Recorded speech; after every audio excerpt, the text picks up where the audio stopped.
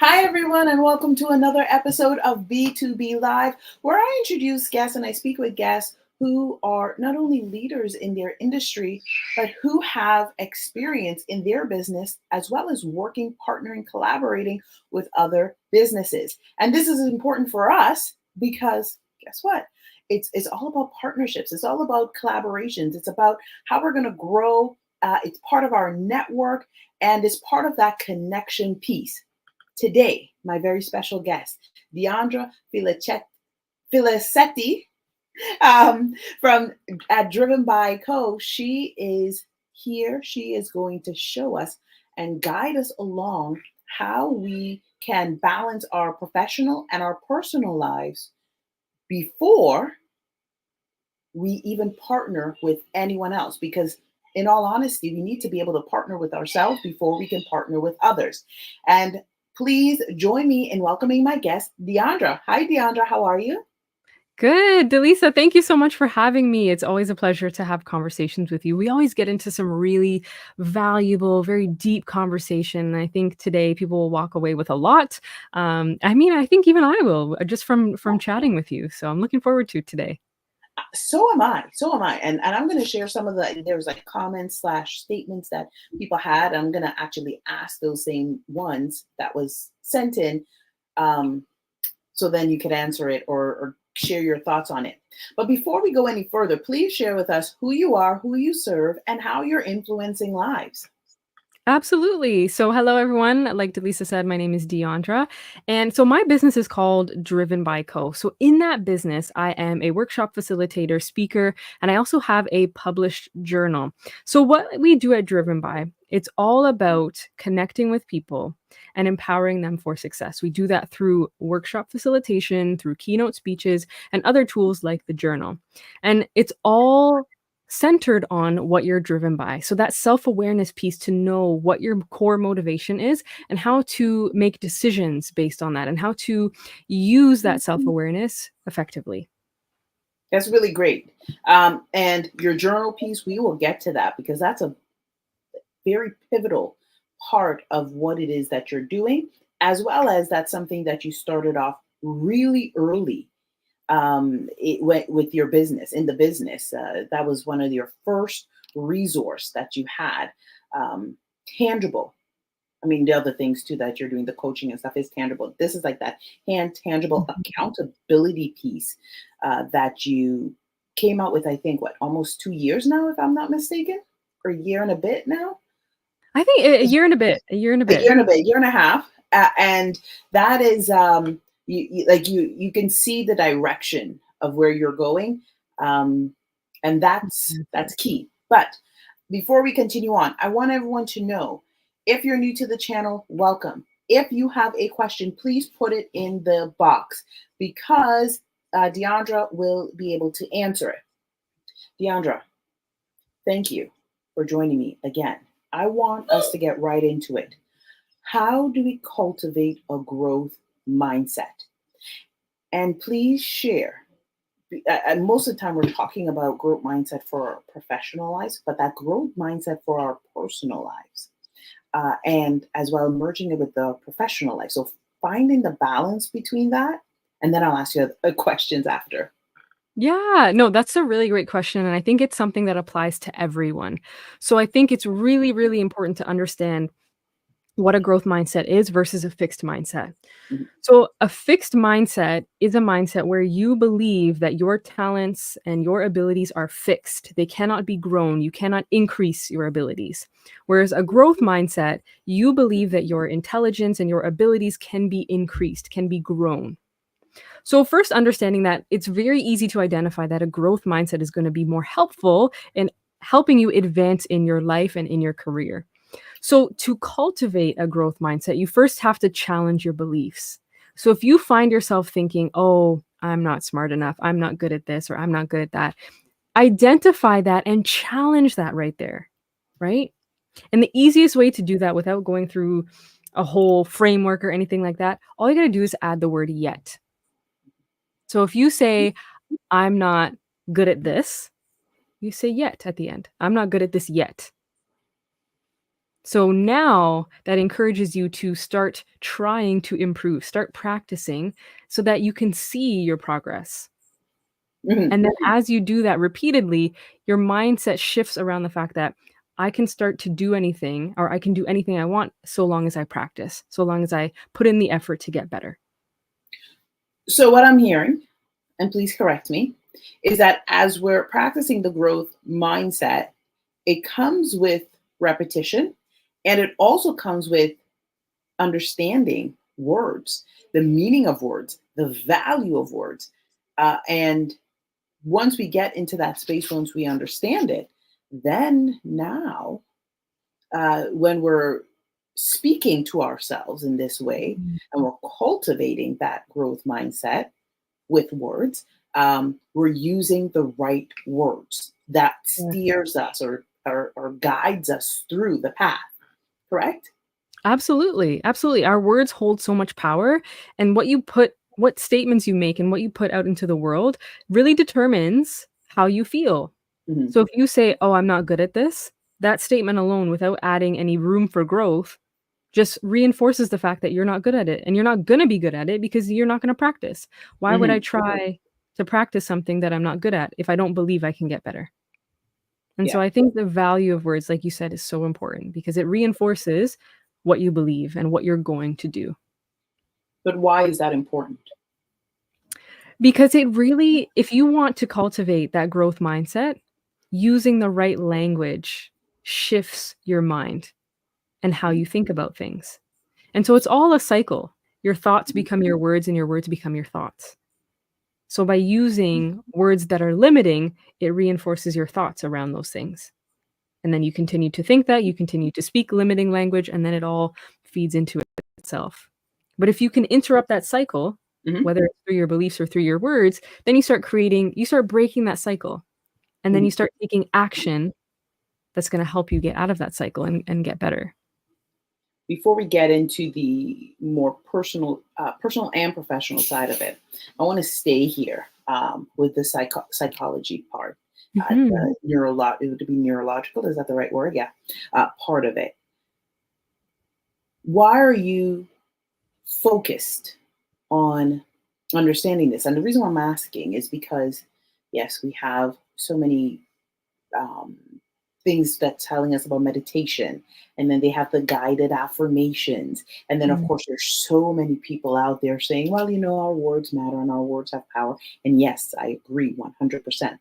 But they're doing it from a place that is limited. They're doing it because they want something in return for it, right? Like they want Mhm. clients, they want money. I say this is what's trending now, this is what I will receive in the end, right? So Mhm. having that, please share with us why you decided to go deeper into understanding the psychology of the mind so that you can cultivate a growth mindset so you can best be able to work with your clients to guide them, to guide your community beyond not just the next level from where they're at, but continuously.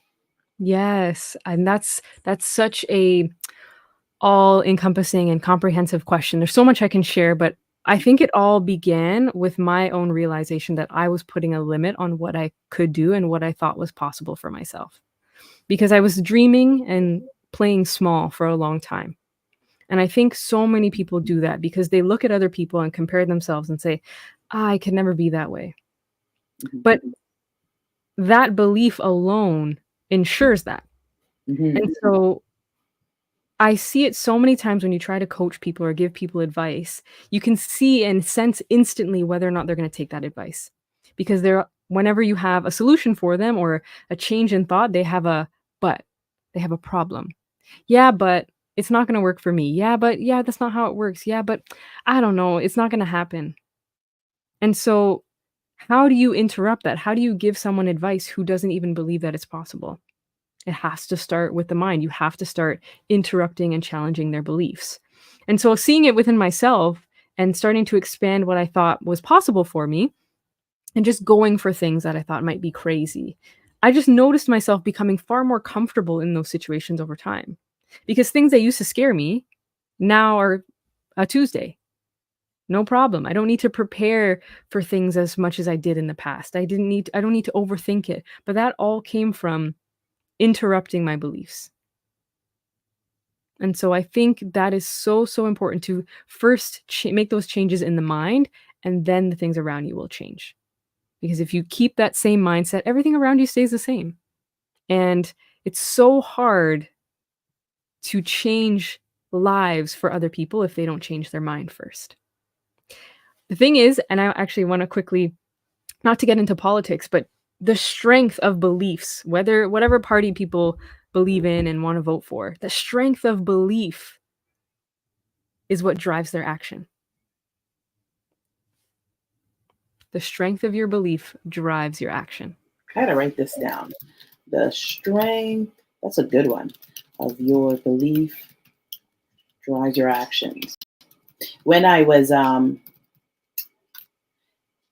wait, hold on, let me I spelled the word strength wrong. That's okay. It's backwards. People will understand. They'll forgive me. When I was at university many moons ago, and I was taking humanities and of course a social science course because that was my major, humanities. In one of the things we had to understand all the greats from the Enlightenment era, and they would always talk about the spirit of the age.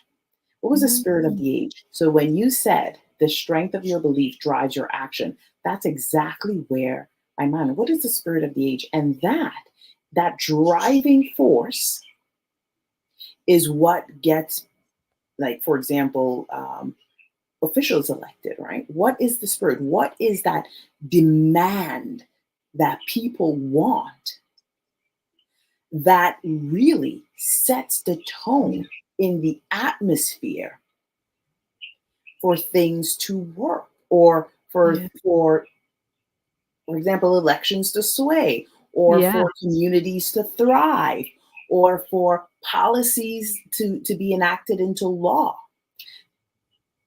And that starts with the Beliefs. mind and the beliefs. Yes. What are they believing? And what are their thoughts on it? And are they consciously thinking? So, this endeavor, although we hear about the growth mindset and cultivating a growth mindset so very much, there are many who are on that surface level space of it, Yeah. sadly. And they need to get to that next level, because that next level of being consciously aware of what you believe. Many people don't even know what they're believing. Yeah. They just don't know. Yeah. Sadly. And the big thing is people sit in their imposter syndrome. And Yes, that's part of it because you don't believe that you belong somewhere, right? And it's so, true.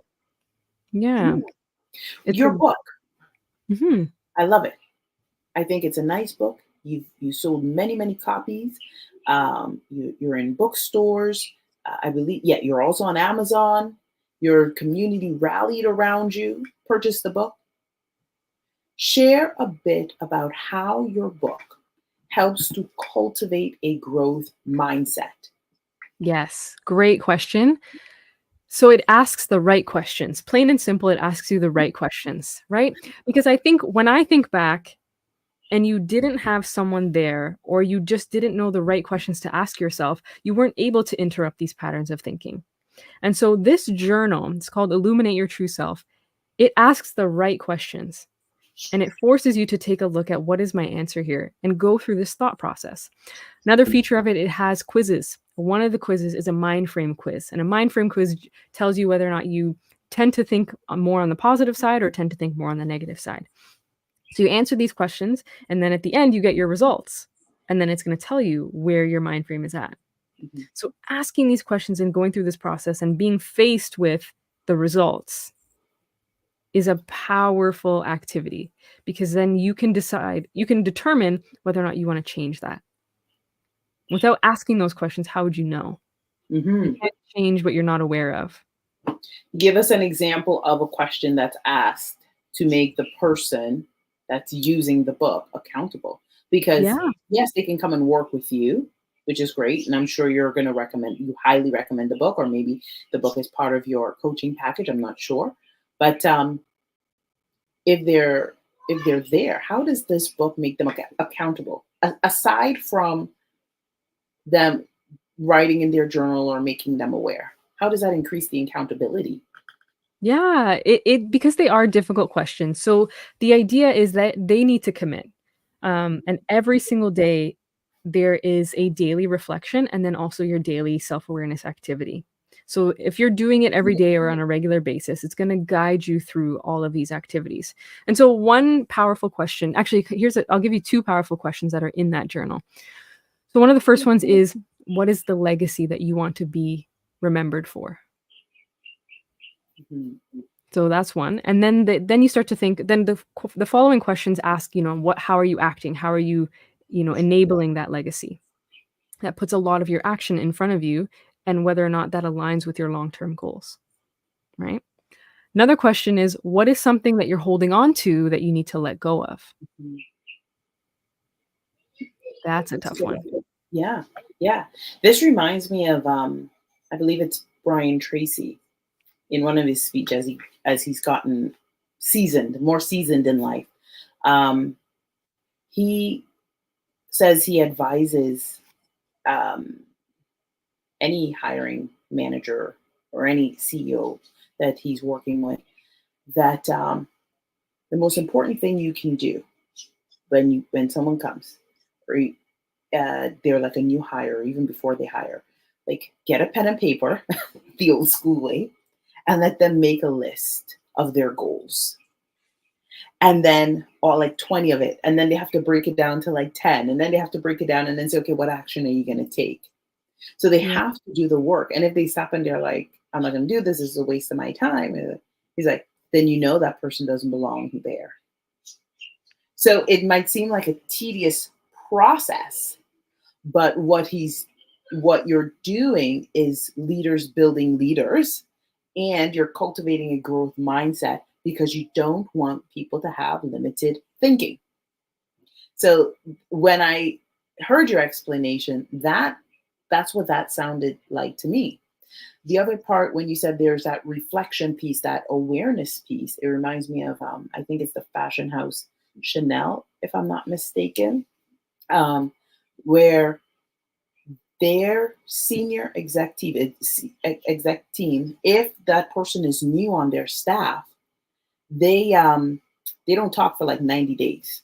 They can't have an opinion for like 90 days. Mm. Their own job is to listen. They have to listen, they have to digest, they have to understand what the culture. I mean, they already have like their pre-screening that they have to do to make sure that they align and all of those things, but they're not allowed to speak. Um, Wow. or like when I say they can talk, but in meetings and such, your opinion is it's kind of grow first, right? It's like a baby, right? Like don't Yeah. just come in and try to think you're going to change the whole world. Yeah. Figure out what type of world this is. Figure Yeah. out the people and where we're at. Figure out where our mindset is at, Yeah. and how do we sustaining our legacy. And then after about 90 days, you could come and have all the opinions in the world. And it may Yeah. seem like horrible, but it's not, in my No. opinion. I don't think so either. I think that's a way to protect the culture. Because Yes. anytime you bring people on board, there's the potential for the culture to start shifting. So if someone is forced to adapt to what the culture is, you can maintain that culture, especially if that culture is working for your organization. So Yeah. allowing people to listen, and then what happens is that they dissolve into the culture over time because they listen, they see how things work. It's like, okay, now I can see how I'm supposed to act in this space, in this environment. And so once Oh, your 90 days is up, yeah. you are acclimated to the culture. I did not look at it from that perspective. Thank you so much. Like, I always thought it was so interesting, and I think it's so good. And now I'm on the board, and I listen. They even asked, we had a meeting the other day, and they asked, does anybody have any questions? And because I'm like, nope, just keep your mouth shut. You just got here. Like certain things, if oh, like what are your thoughts on this or whatever, like aside, I go out after, not because that's not part of the culture, is because I'm thinking to myself, I'm new here Mhm. and I want to approach this with humility. And as you mentioned, it's like becoming part, like going into a culture, and the organization that I'm with, they're pretty successful. They've grown significantly. They're still pretty small, but they've grown significantly. And with that growth, there is a high level of standard and a high level of expectation. And so I don't fully know that culture. And people are happy, like off the metrics when they're doing all the surveys and stuff like that.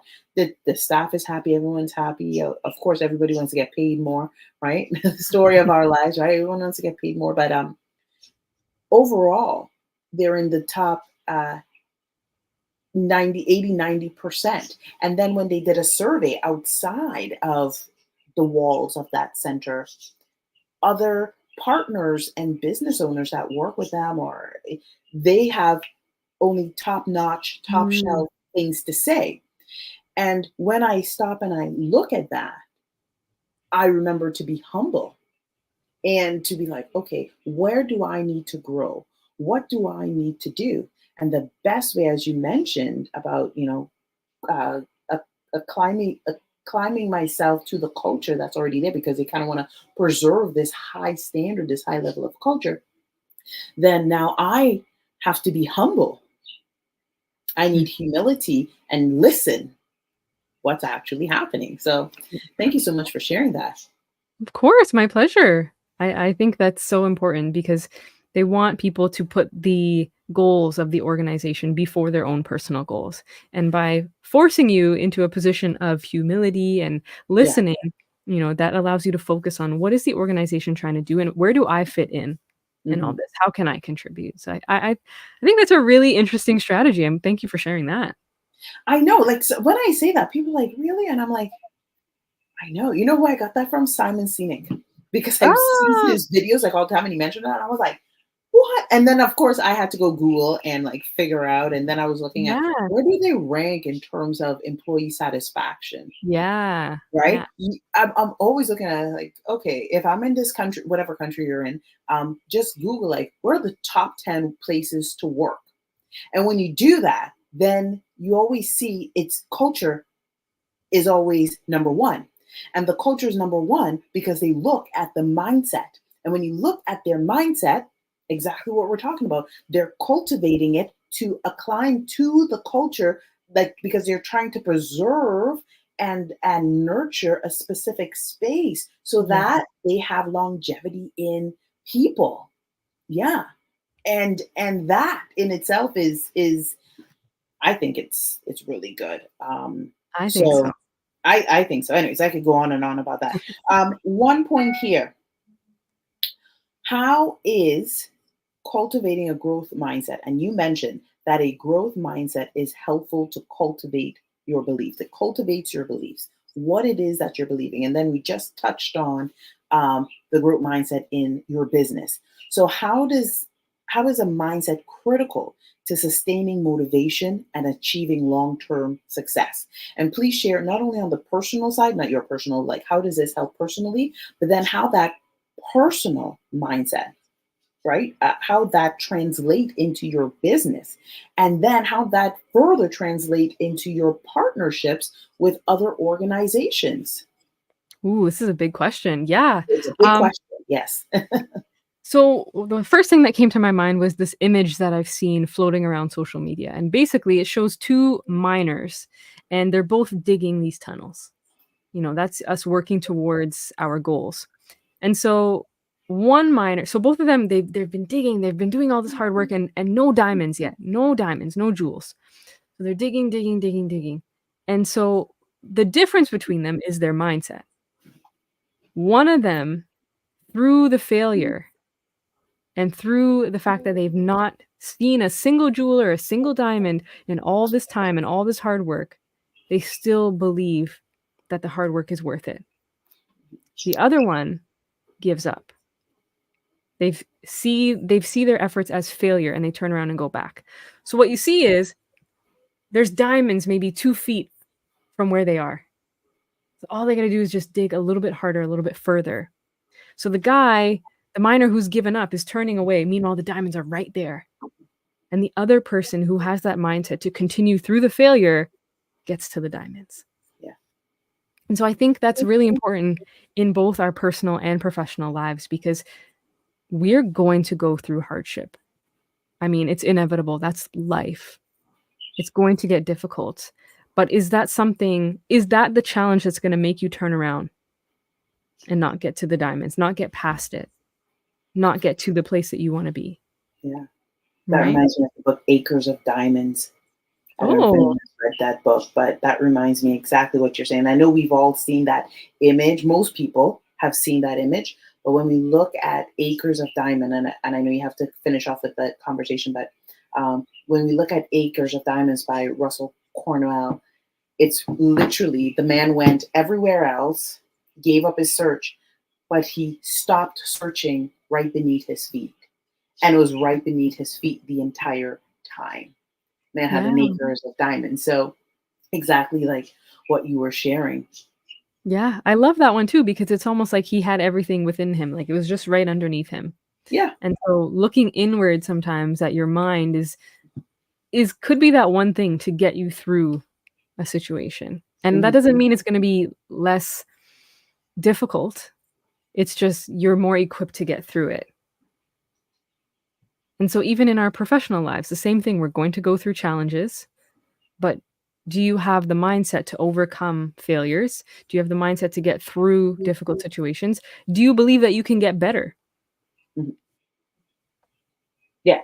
So now you talked about the belief part. You talked about the cultivating of the mind and the cultivation of the mind, cultivation of your beliefs um, for the better, not just old thinking ways of thinking.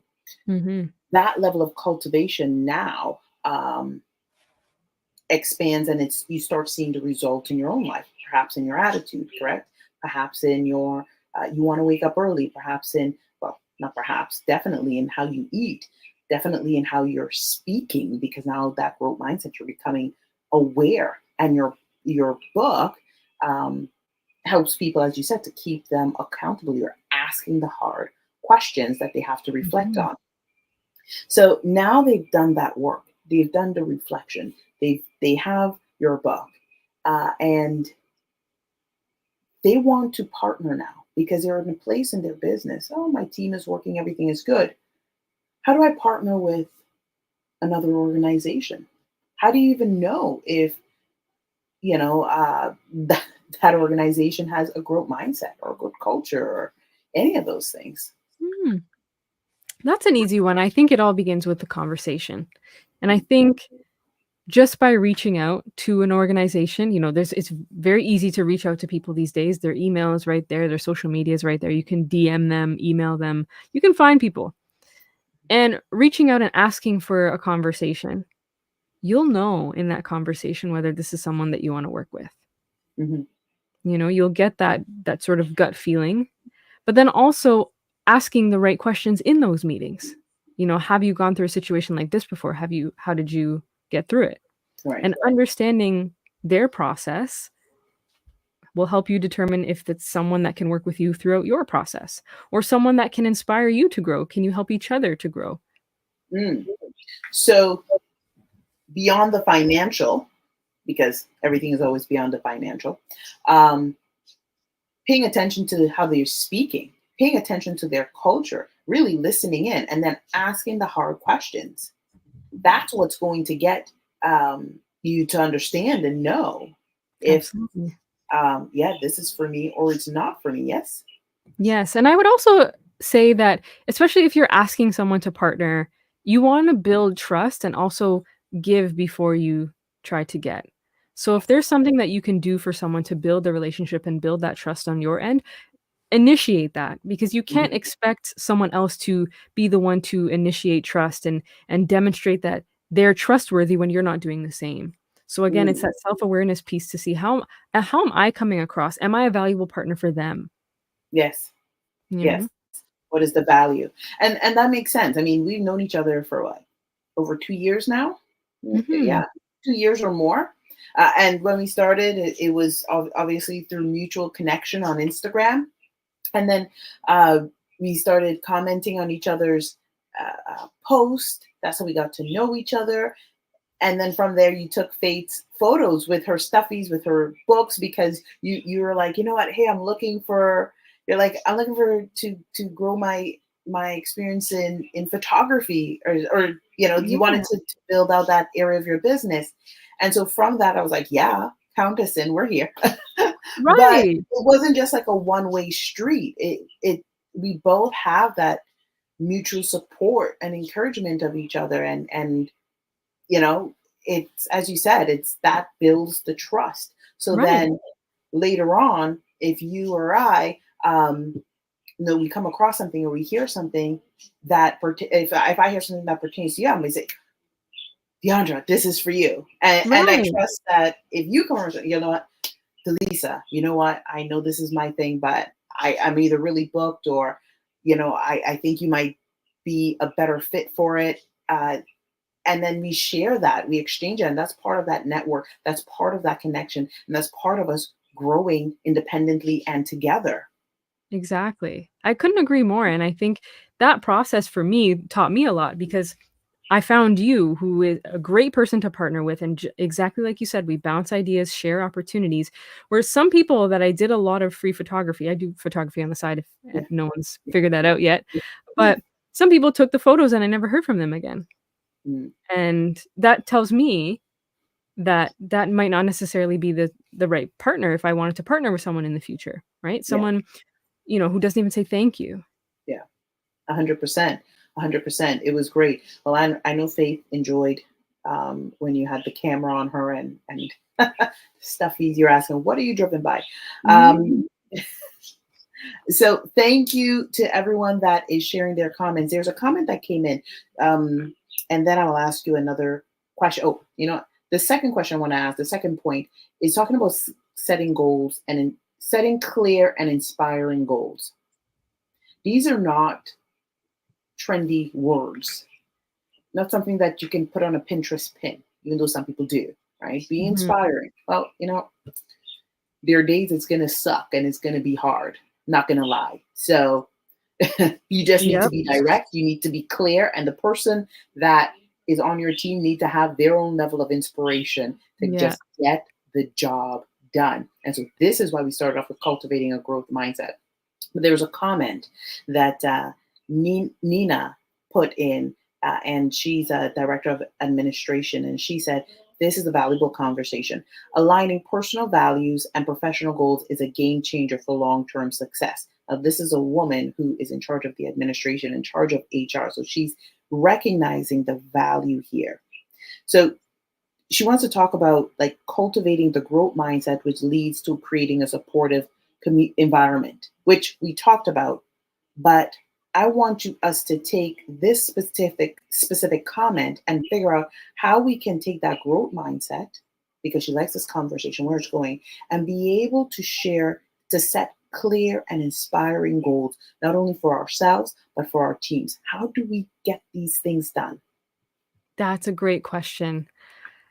And the first thing that came to mind is a psychological phenomenon called the Pygmalion effect. And the What's that? Pygmalion effect, so basically the study was basically what happened. They took a group of students and they split them into two groups. And they had to do these tests to test their intelligence. So with one group, they put them with a teacher who didn't believe in them, who basically thought they were failures, that they weren't going to do well. And then to the other teachers, they told the teacher, "Oh, these students are gifted, like they're really intelligent." And that was the only difference. The students were the same. They were split randomly. They had no difference in intelligence level. It's just what the teacher believed about them. And each teacher treated those kids very differently. The one who thought they were geniuses treated them like geniuses, and the ones who thought they were failures treated them like they were going to fail. Didn't give them extra attention, sort of gave up on them. And so the Pygmalion effect is basically the beliefs that you have about the people around you, about your team, influences their outcomes and their beliefs. So when you are trying to inspire your team and cultivate a growth mindset within your team, you have to believe that that's possible for them, even before they believe it for themselves. Because it changes how we treat people, it changes our attitude towards them, it changes how much help we're willing to give them, all of those things. And so it starts within ourselves to recognize that our beliefs impact those around us and our beliefs around ourselves. So leading by example, showing that I can have a growth mindset and that I can overcome challenges, I can overcome failure, and then believing that you can too. Because if I can show you, Delisa, look, I'm overcoming this. This was really challenging, but I'm trying this strategy. Here, I think you can do it too. You're having this problem. Here, this is what I think you can do. That level of attention is going to help them cultivate their growth mindset as well. And then when it comes to both of your goals, now there's a little bit more momentum there. You're on. When you talked about holding that space and that the leader, the head, the senior person has to have that belief, it is so very true. You have to believe it before anyone else believe it. You have to see it. And this is why entrepreneurs are entrepreneurs, right? You tend to be visionaries. But even Myron Golden, and if you guys don't know who he is, look him up. Go on YouTube.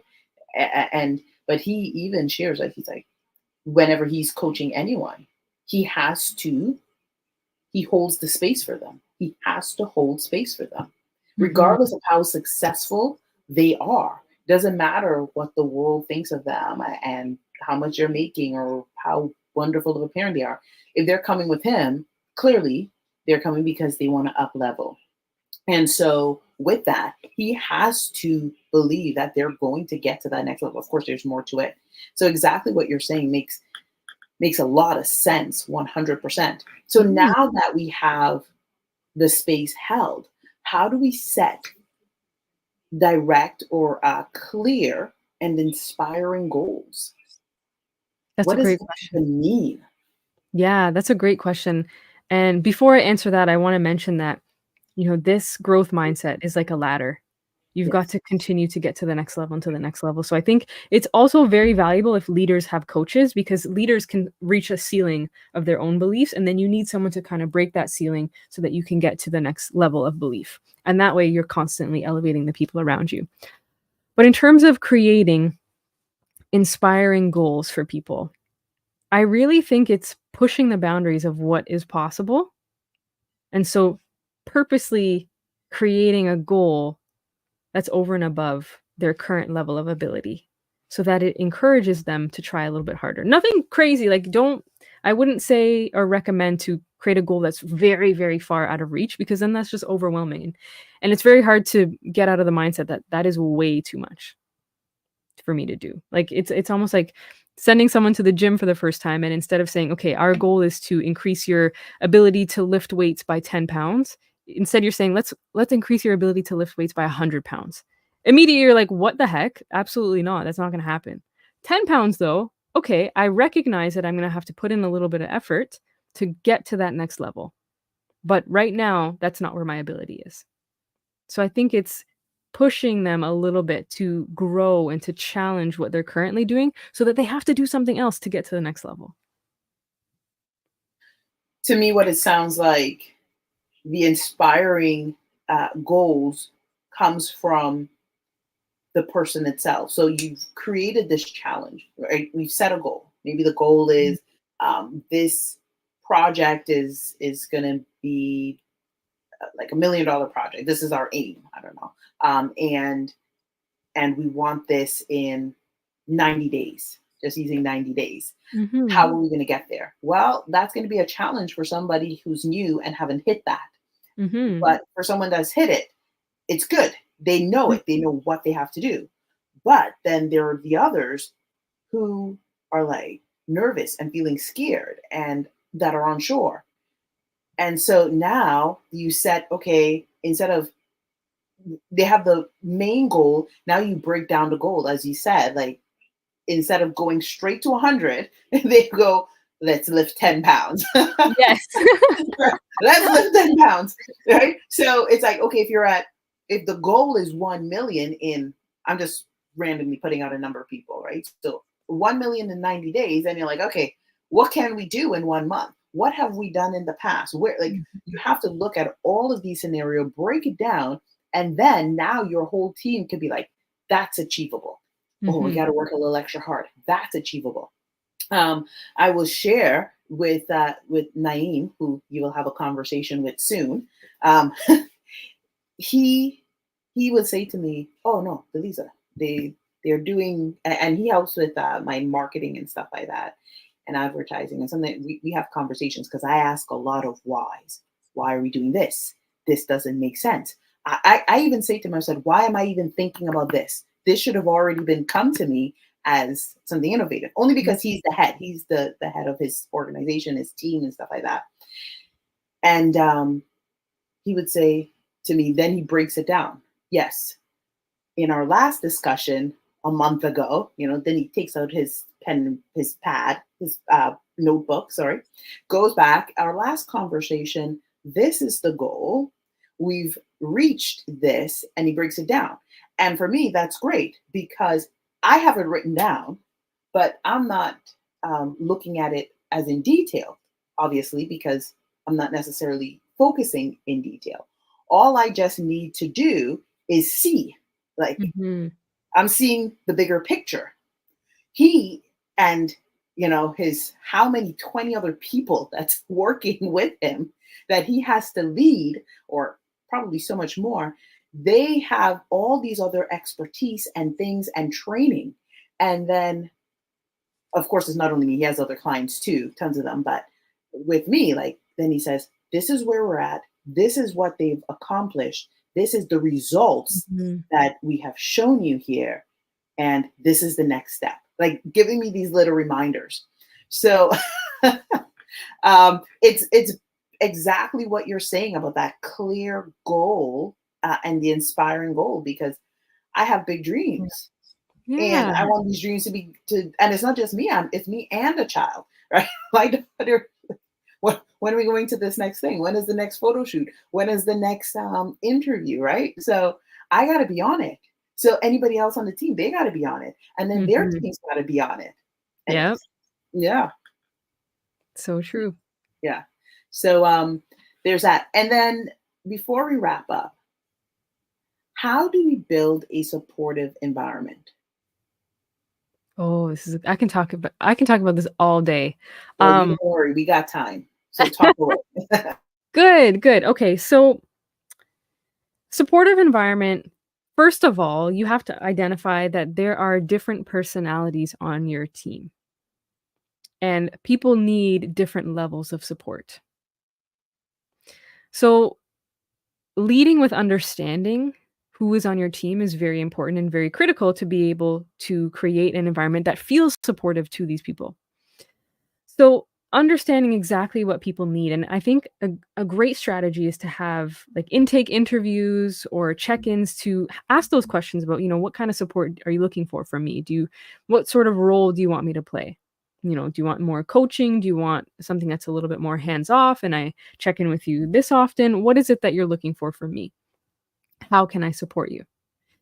Aside from that and being able to satisfy everyone's individual needs for support, you want to create an environment where people feel safe to collaborate, safe to share their opinions, and safe and trusting that each other is going to get things done. Because any of those things without that safety or that trust in one another, then you start to feel like, oh, now I'm doing it all on my own. You start to feel a little bit of resentment. You don't want to share any ideas that you have. It's very important that you're cultivating an environment and holding people to a standard that this is how we help one another. And so in one of my TED Talks, actually, I talk about how imagine if you're in a meeting and you've got that one coworker that's constantly putting you down, or if you put forth an idea, they say, that's kind of stupid. The leader needs to call out that behavior because that's not in line with with the environment that we want. Instead, you can say, okay, that's an interesting idea. Have you considered this? Now you shift the conversation and you bring in different considerations. Now you open up the floor for collaboration. So you need to make people feel safe. You don't want to put them down because the more you put them down, the more they shut down and the less they're going to contribute. So a combination of feeling supported by your leader in the way that you want to be supported, but also being in a safe environment that supports your work and your efforts are very important in creating that. What about those who would say, well, we need to be direct and sometimes we just have to get the work done? Or, versus like this, well, have you considered this? Because sometimes you just have to get it done. How do you Mhm. approach that? I think that's almost a gap in communication skill because I think there's a way to be direct without being um, condescending. Because there's a difference in saying, "Well, have you even considered this? Did you even think about this? Did you even look at these metrics?" Mhm. Versus, "Okay, have you considered this though? How does it satisfy this goal though?" Right? It's asking a question that invites a response as opposed to trying to make a point that the person didn't address those metrics or consider those thoughts. So I think I absolutely agree. I think there's a place for a direct approach. However, it's how you communicate. It's the Yeah, tone the you delivery. use, the delivery. Yeah, It's the delivery a because I 100%. It's yeah. not what we say, it's how we say it, Mhm. right? You Mhm. attract more bees with honey. Absolutely, absolutely. Mhm, mhm. Well, I want to thank you so much for being here. And I will say to everyone who has tuned in, thank you. We're over 187 people. We went up to almost over 200 people that were tuned Wow. in at the peak, who were listening to your conversation. And for those of you who may have commented and it didn't show up, or you had your questions, it didn't show up, don't worry. I always check the comments, and Diondra and myself will respond. Like, I'll respond always, but Diondra as well, if there's a specific questions for her to Yeah. respond. Diondra, what are your thoughts for any entrepreneur or anyone who is in a business that's thinking to themselves, I'm ready to take that next step in my growth mindset, because I realize after this conversation that that's what's going to help me magnetize not only my own clients, not only to elevate my own business, but also to partner and expand my reach. Yes. I my advice would be to prove your existing beliefs wrong.